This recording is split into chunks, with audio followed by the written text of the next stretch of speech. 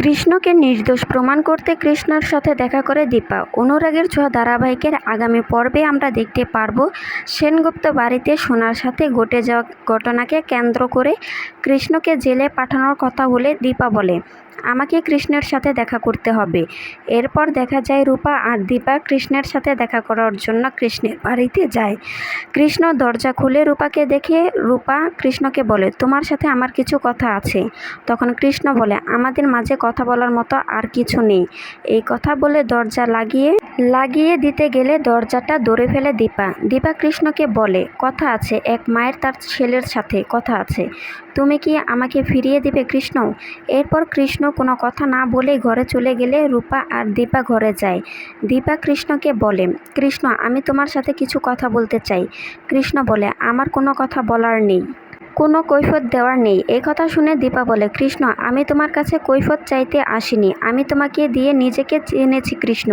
আমি বুঝেছি তোমার মনের ভিতর এখন কি চলছে, আমাকে তো সত্যিটা জানতে হবে। কৃষ্ণ এই কথা শুনে কৃষ্ণ বলে, সত্যি মিথ্যে কিছুই বলতে চাই না আমি, মা।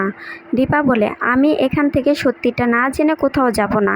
এরপর দেখা যায় দীপা কৃষ্ণের হাত ধরে নিজের মাথায় দিয়ে বলতে থাকে, আমার মাথায় হাত রেখে বলো, তুমি এই কাজটা করেছো।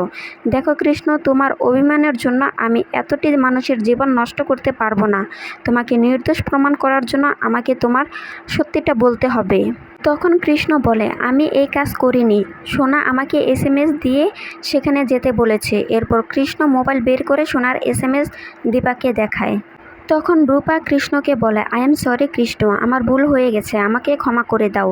কৃষ্ণ রূপাকে বলে, তুমি একদম ঠিক করেছো, অন্যরা যেভাবে আমাকে বিচার করেছে তুমিও সেভাবেই করেছ। দীপা কৃষ্ণকে বলে, তোমাকেও নির্দোষ প্রমাণ করতে হবে নিজেকে, তুমি তো সোনাকে নিজের দিদি ভাবো, সোনার জীবন এভাবে নষ্ট করা যাবে না। আমি জানি তুমি সোনাকে কোনোভাবে অসম্মান করতে পারো না।